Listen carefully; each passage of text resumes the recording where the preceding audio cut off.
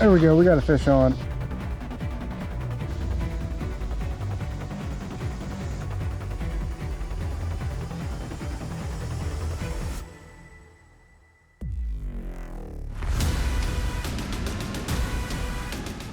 What's going on, everybody? It's the Indoor Hunter, and as you can see, we're now outdoors looking for the ever elusive morel mushroom.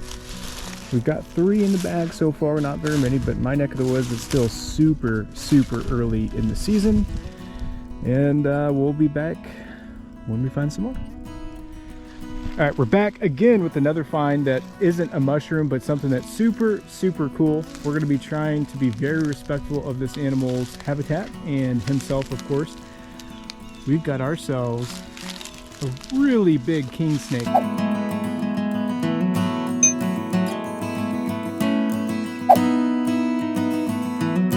I don't know if you guys can see him yet. That big black line that you're seeing here. Now, obviously I'm recording with a GoPro, so I can't tell too much what you guys are seeing. He's hanging out right here. I'm going to be taking some pictures and stuff to put in the video, some of the stuff that you guys may not be able to see because the old GoPro, you'll get a nice close-up picture of. Right there is a beautiful king snake. These guys are good to have because they eat rodents and stuff that you don't want around. They also like to eat other snakes, which is why they get the name king snake.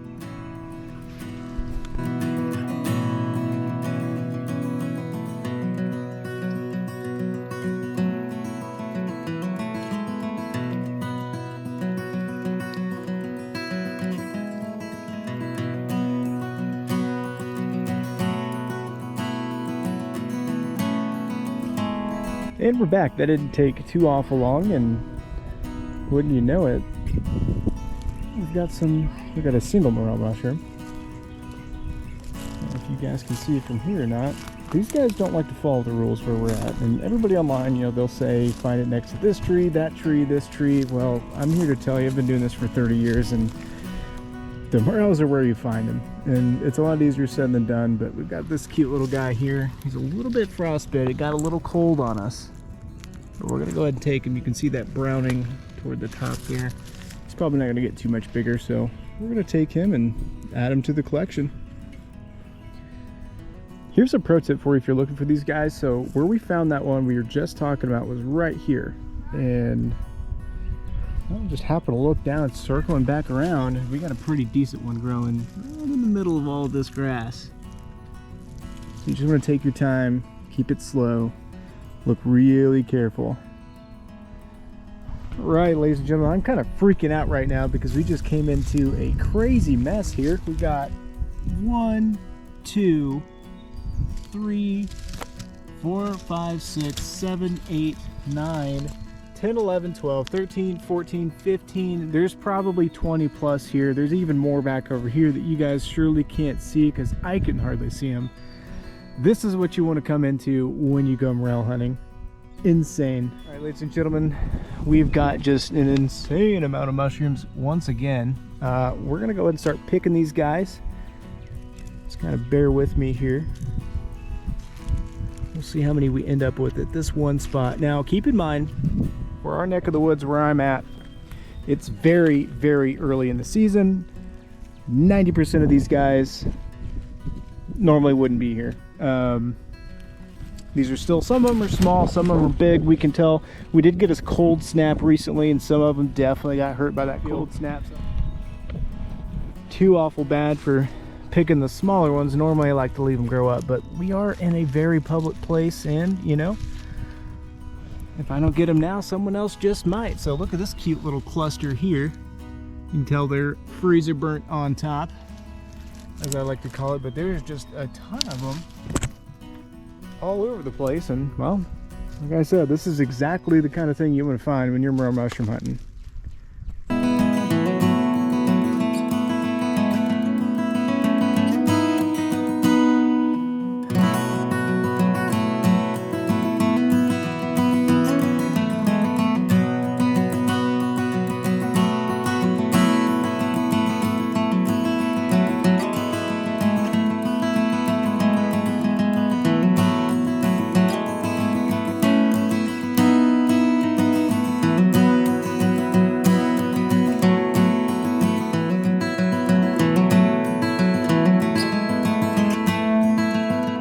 if this is a hobby or something you try or thinking that you might want to get into, I would call myself a professional. Have been doing this for almost 30 years now. And you see a lot online about, you know, south-facing slopes, all that kind of stuff, especially early season, what kind of trees to look for. And I've probably talked about this a little bit earlier, but really the thing to really keep an eye out for is mushrooms.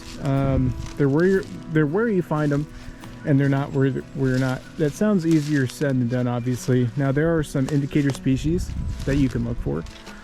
One of those being redbud, which ironically enough I don't see any around me currently. But another thing to keep an eye out for is, in these parts anyways, the kind of the southeast United States, you know,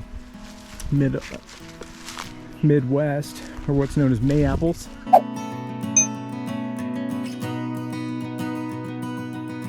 And you see those growing and blooming. Those have essentially the same type of requirements that morel mushrooms do, and that's something, when you see those popping, it's probably time to get shrooming.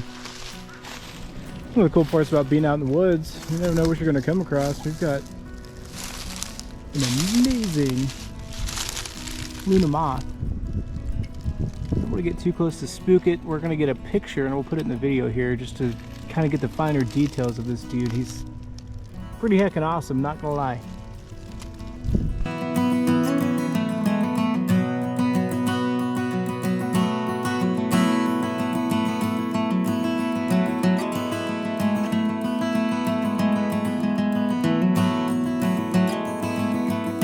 All right, ladies and gentlemen, we're back.